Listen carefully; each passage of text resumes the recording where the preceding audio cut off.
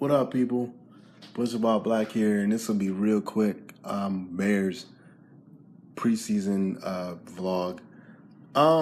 Okay, this is the best game that I've seen Glennon play, and he still threw some ducks.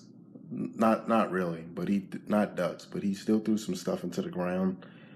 But okay, this is the dress rehearsal.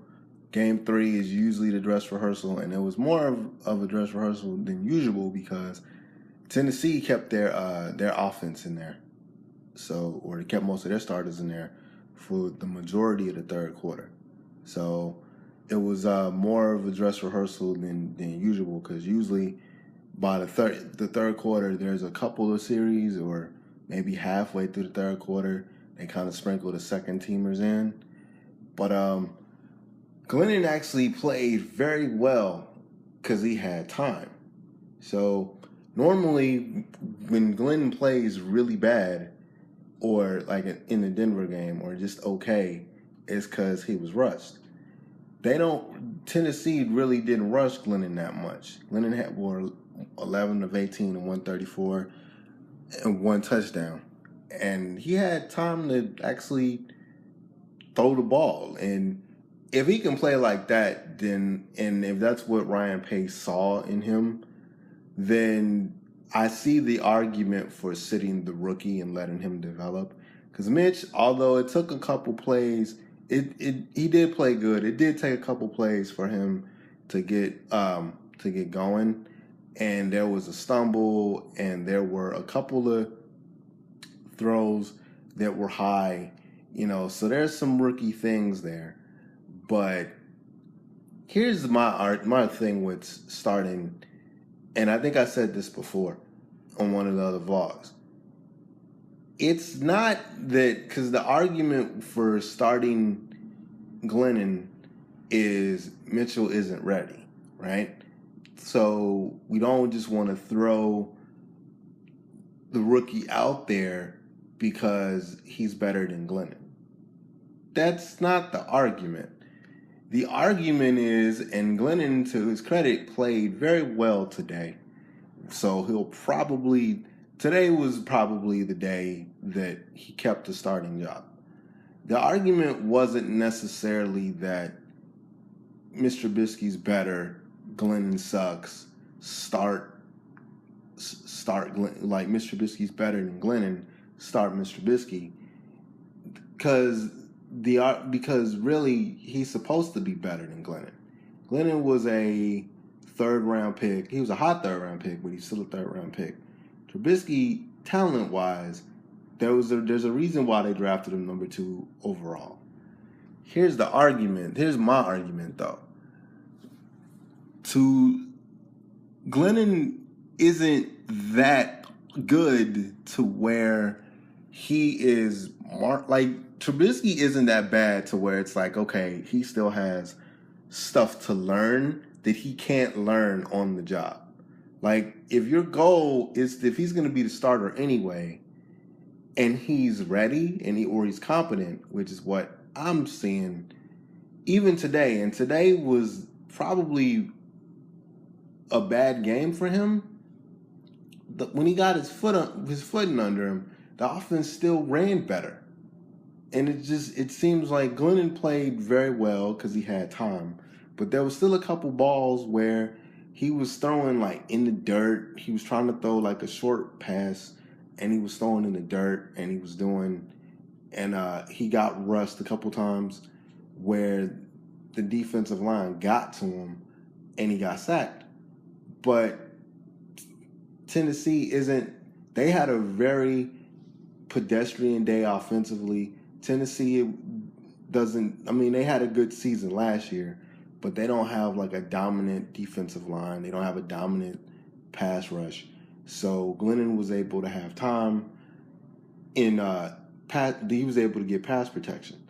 I still think, though, that Trubisky, the offense runs better with him because he can move around. The arm is better than Glennon's. I don't see the point of having phone is ringing. I don't see the point of having Mr. Trubisky sit a year just to have him sit a year. When the line is okay, when you have a running game, when you have the receiving core, and to me, this is gonna sound wrong because he got injured, but I don't think Cameron Meredith was a major loss.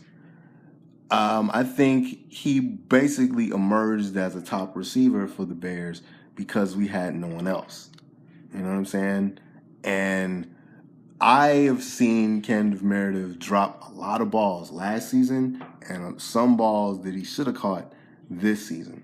So it sucks that because they're saying that he might have a torn ACL. It sucks that he's hurt, and that is going to be a thing because he was the leading receiver last year. But he's not going to be. I can tell y'all right now, even if he was healthy, he wouldn't be the top receiver this year. I can tell you who's going to be the top receiver, and that's Kendall Wright. Kendall Wright is probably going to be the top receiver for the Bears. And let's see, and I can't think of the brother's name right now. What is his name? I'm going live. I'm doing this.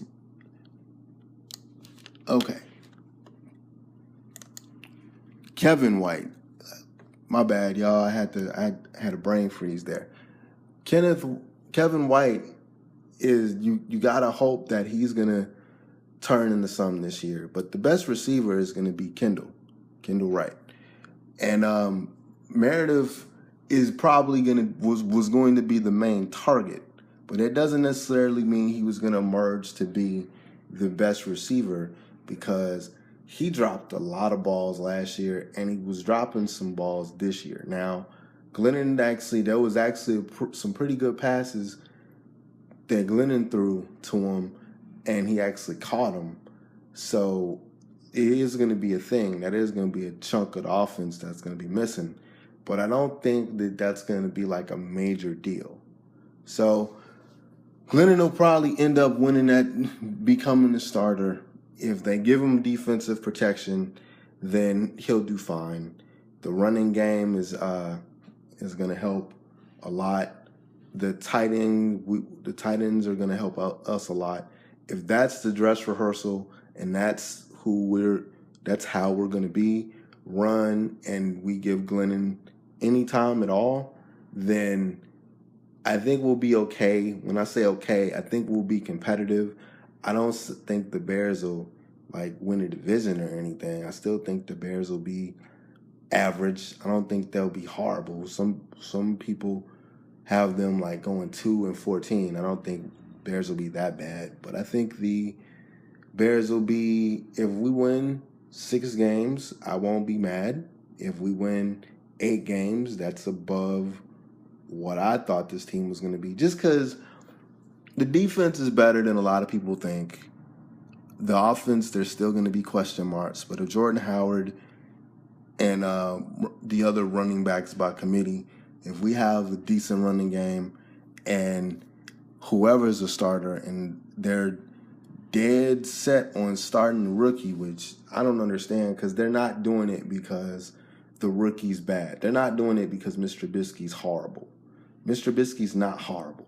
They're doing it because they just want him to sit for a year and learn. And I don't think that's wise if you're trying to win games. If you're not trying to win games and this is still a building year for you, okay, cool. Start Glennon, be bad. Then you need to work Mark Sanchez more as the backup QB if you just dead set on starting Trubisky. But Trubisky's ready to play now. The idea that he's not ready to play now, I've seen normal rookie mistakes, but I haven't seen horrendous rookie mistakes to where we're questioning why he's starting or we're questioning why we drafted him. I don't think that's going to be what it is. But if Glennon plays like he did today everything will be fine in the grand scheme of things. And if you win 6 games just because there's question marks everywhere else, then it'll be a good season. And I'm wrapping up. I'm giving like my preseason like prediction on how the Bears are gonna do, because I probably, if the Bears play Sunday again, I probably won't do a preseason vlog. If they play Thursday or something, or Saturday, I'll do one. But usually the 4th game of the season is basically basically for your 3rd and 4th stringers to play. It's really not that big of a game. But the third preseason game is a dress rehearsal. I'm impressed with the defense. I'm impressed with the wide receiving core. Question marks, especially with that injury to Meredith. But I don't think that would be a major loss. I think he emerged because there was no one else. I don't think he emerged because he was just this awesome wide receiver. I think Kendall Wright is going to end up being the receiver that we all kind of, okay, this is going to be a pleasant surprise.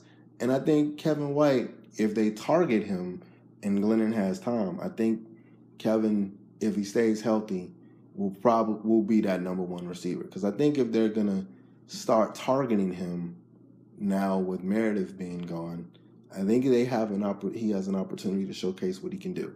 But Kendall Wright is probably going to be the receiver that we all kind of like look at and like, wow, okay, he's emerging into something special or something, good. So anyway, push a wild blackout, y'all. Later. And I will be doing a Conor McGregor Floyd Mayweather fight. I'm just trying to see how I go about doing it. I'm gonna do a vlog about that fight, but I'm just gonna see how I'm gonna do it. I might have a guest or a couple guests. It depends. I didn't want to do that one by myself. Anyway, push wild blackout. Later.